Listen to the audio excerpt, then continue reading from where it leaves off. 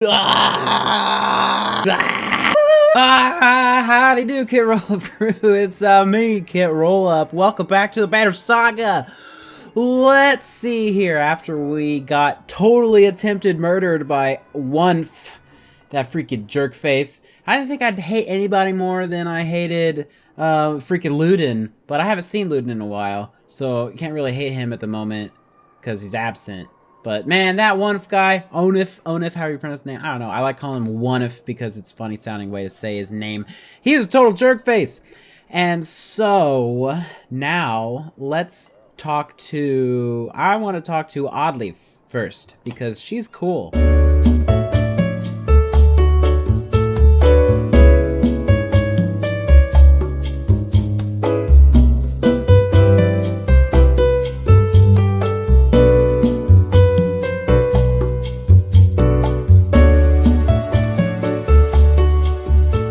How is the wound?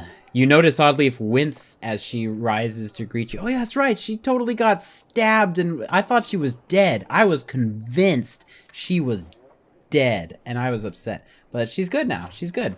It's doing a lot better. That's good. I'm glad. Oh, she's got a cool scar now. Yeah. When I saw it happen, I thought for sure. Well, I'm glad you would have missed me, Rook. We all would have missed you, Oddleaf. She smiles. Aw, she's hitting on him hard. Yeah, I'd ship it. Without Ivan, that's all you could have done. Oh no, I skipped what I double-clicked too fast. Oh dear, that's upsetting. It still aches like you wouldn't believe, though. Oh, maybe you would. Heard you took a stabbing yourself. I can't. Oh, my nose is so itchy right now. Somebody must be thinking about me. Too many of those dirty jokes. No more of that. I guess things could have gone worse. Indeed, they could have.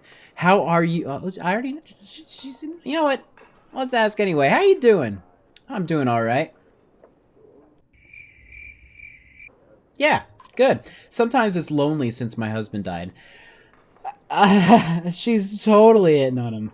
You know, when you get almost dead, you start thinking about your future.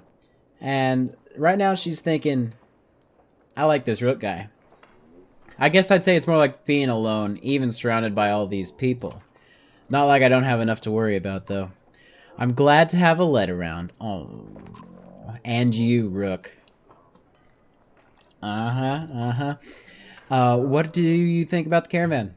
Why not? Let's see it. You mean, should we start kicking people out? That's a tough one. Usually, I'll be the first to give you a dirty look for suggesting it. On the other hand, I got a sword in my back. Oddly thinks for a moment before sighing. Don't send anyone away. Just make sure nothing happens to Alette. That's sound advice. Alrighty, thanks. I'll take you up on that. You know, you're welcome to keep me company. I can't. She is pushing. She wants that D bad. When I'm a little more awake, I mean. I'll talk to you later. She's hitting hard, but she's got stabbed. She doesn't want to get stabbed again at the moment. Oh my god. Okay, now let's go talk to this creepy motherfucker. Echo, that's his name. Look who it is! Still not dead? How are things, Rook? That's his voice now. I didn't give him a voice last time. I can never guess with you, Echo. I heard you helped drive off the traitors when Wunf attacked us. And it leaves me always wondering, what's your deal? It's not so hard to understand. Why don't you try asking instead of telling? Okay. Why didn't you warn us about Wunf? Didn't I? How many times did I have to call him a traitor before you get the message? What'd you want me to say? Watch out! Wunf's gonna murder your whole family! He didn't fill me in on the details. He was always like that. In fact, I wouldn't be surprised if he tried to convince you to off me. But listen, I don't need to know, so keep it to yourself. Why'd you stick with him? I don't know, Rook. Family makes you do weird things. You know, the worst part is, we came kin when he married my sister. She died on a fever one night. But she didn't. She wasn't sick. He killed her. I don't know why he did it. Maybe he just felt like it. I was so furious. I got so angry that I wanted him to beg. I could kill him without a second thought, but that wasn't enough. I wanted him to feel sick about it. Puke his guts out. And somehow, that turned into... Over time, he never cared, and I gave up and did what he wanted. I don't know how it happened. But when I attacked you in Frostvalor, I guess I'll just say it wasn't my idea. We could use a good fighter. You take off his binding. Could have killed a lot more of them with my hands bound. Without my hands bound, if that's what you mean. So, Rook, I didn't have to be your prisoner anymore? So you're gonna let me walk around with my own axe and everything? Kill. No, Ekil. I'm gonna keep watching you. I can accept that. You're a good man. You consider what... Oh, that's what I'm gonna say. Bye-bye, Ekil. And I need to take a piss. You're not the only busy man around here, you know. You shake your head as Ekil steps away from camp. Alrighty, you know what? This guy's a pretty goofy guy, but he's fun. He's freaky, but he's fun. Especially with that voice I gave him. I'm having a good time reading his lines. Because he's a good-timey guy. Let's check my heroes updating stuff. See if I can give anybody some more abilities. And oh, we're all injured. We're going to need a rest anyway, so. I could promote Hogan. Do it. Do it. Now I'm all out of stuff. So, oh, I could have totally promoted him. That would have been a better idea. Balls. Balls and dicks. Dicks and balls. Dicks, balls, and dicks. That's for you.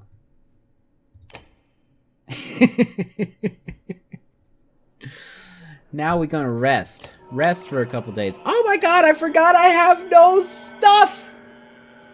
We rested in camp and 8 people died!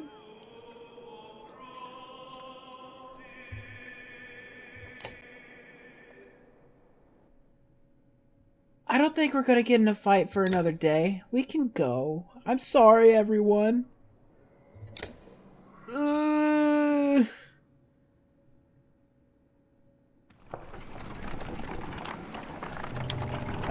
More people dead.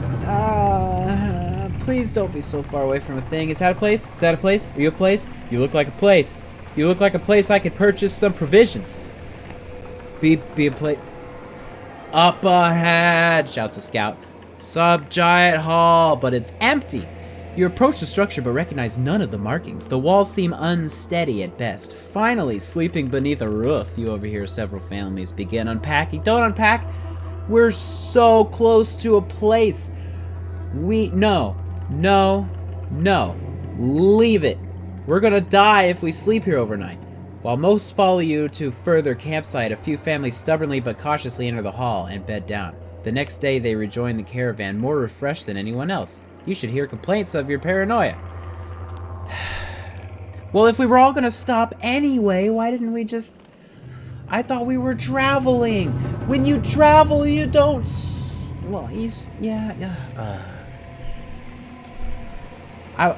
Whatever. Everyone who slept in there's dead now. Get it? Got it? Good. Better be. Are we safe now? Do we get some supplies? I don't have any valor.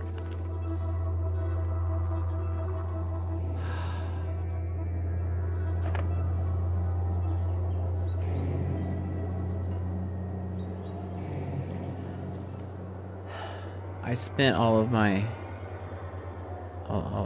stuff promoting that guy. I could have bought supplies. Damn it. The villagers here are completely oblivious to the destruction that is coming. All we've seen is some dark figures far off, they tell you. Aside from a few young families, they're reluctant to pick up their things and join you.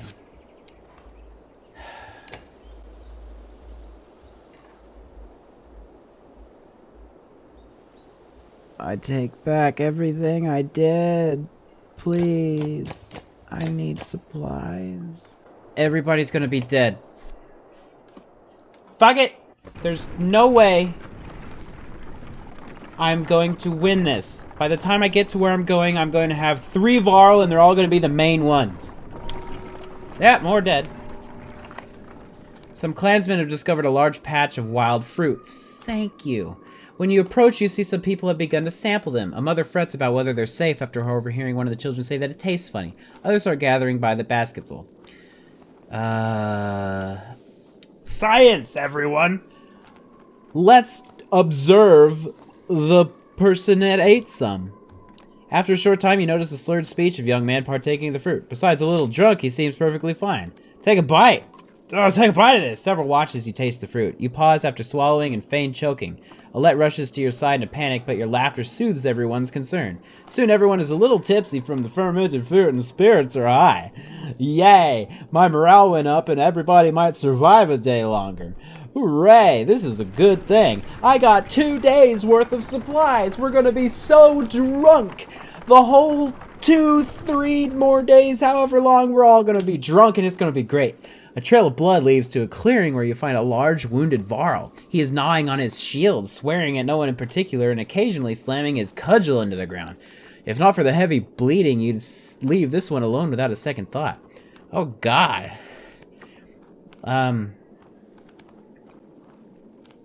Let's try and heal him. Heal the guy. 2 women cautiously step towards a giant with a few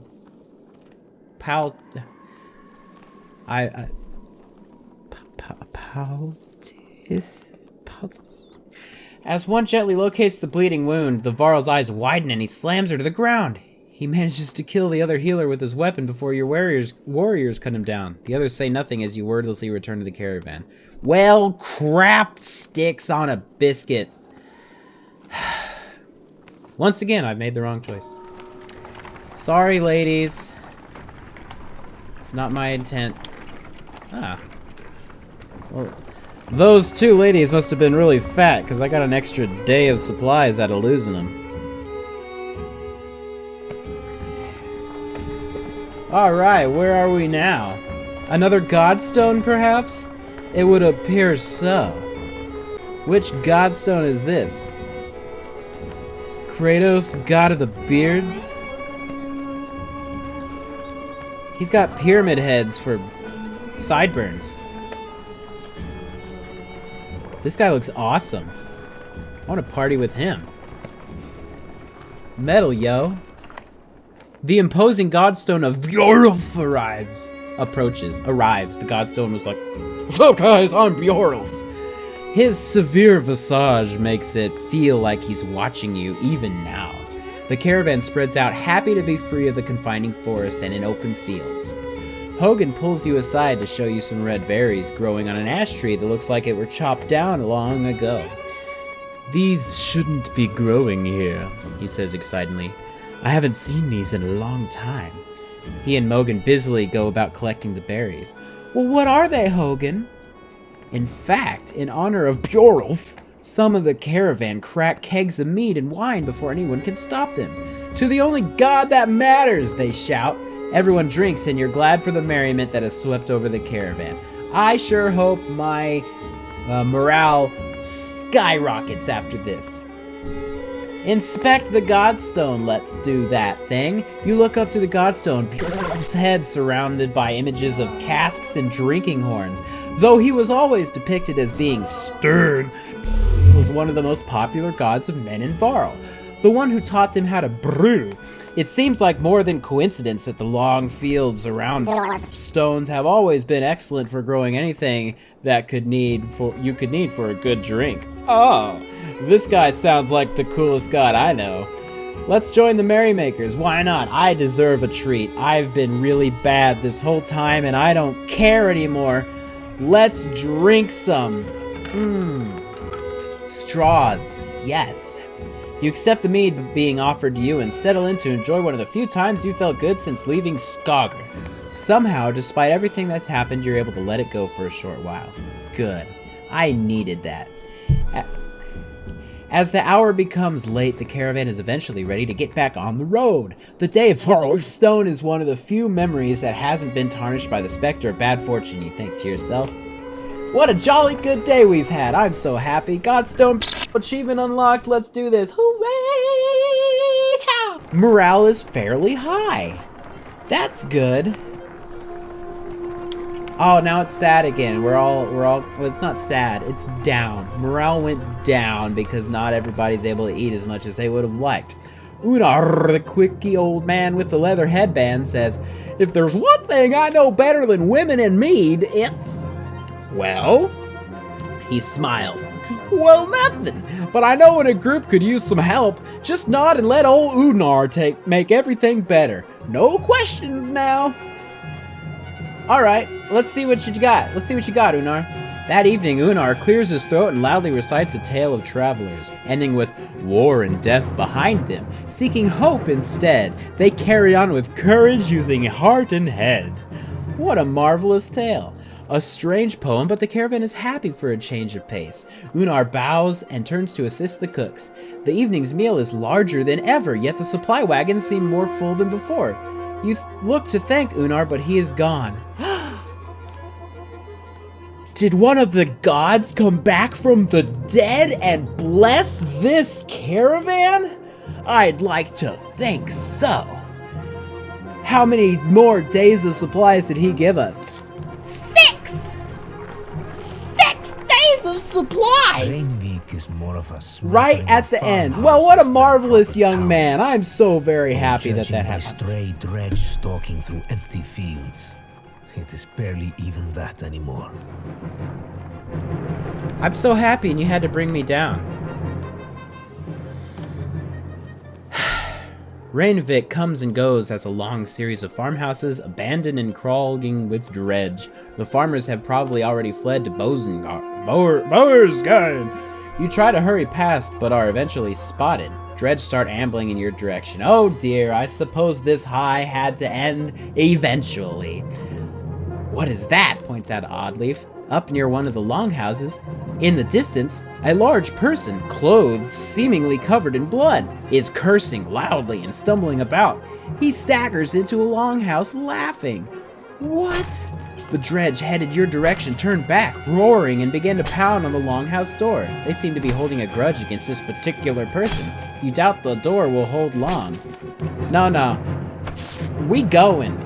I don't care about that fool. I don't know who they are. I don't want anything to do with them. Let's go. Bye now. Bye, Felicia. Whoever that was bought us an escape, you tell the caravan. He survived this long, he knows what he's doing. Let's not waste it. You pick up and pace until the longhouse is long behind you. Long behind me. Bye, Bye. We got 4 days of supplies. I hope this trip isn't 6 days. Why is everyone sad again? We're happy now. We haven't had anybody die in like 3 days. Cheer up, guys. It's not the end of the world. You notice most of the Varl pacing while others sleep. Their brief conversations with each other and other clansmen grow shorter and sharper. Go away! Roars one Varl at a young girl asking him too many questions. All the clansmen stop and stare. Let's make a joke, guys. You know what? You know, I think you're just ruining her dream of marrying a Varl boy, you say, timing your smile just right. The giant grins, then throws back his head with booming laughter. Other Varl join in the mirth, and the caravan feels a bit uplifted for it. It's a losing battle, but we're going strong. The giant explains, we live in the north for its space. Endless miles of snow, ice, mountains, fields, space to be alone. But here there's no time for such things. Understanding slowly trickles through the caravan, relieving some of the tension. Okay. They just like to be left alone. They like their space. We've been at this for a third of a year. This is an intense trip. Someone's been nicking extra goods from the supplies, a concerned woman tells you. Counted them myself yesterday. No mistakes. This keeps up, we'll be starving before long. We've been starving, woman. Post a few extra guards up. To deter any further theft, you discreetly place some trusted guards by the caravans. You hear a few people casually point out the extra manpower, but nobody seems to raise an alarm for now. Good. Good. It's still a secret. Won't be a secret for a couple more days. This is a neat little mountain hill As we thing. pass steep cliffs, the sprawl of Boersgard comes into view. A city of contrasting rich and poor, opportunity and gamble. Our best hope for salvation, or our graves.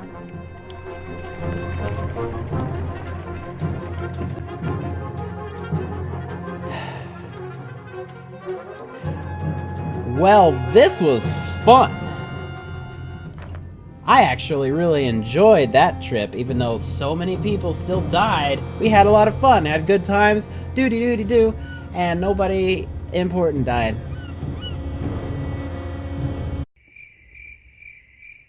So yeah, I do have to stop it now though. We just started a new chapter and I'd like to get that chapter going in the next episode. So thank you guys a lot for watching this episode and spending some time with me. I really enjoyed your company. I hope you enjoyed mine.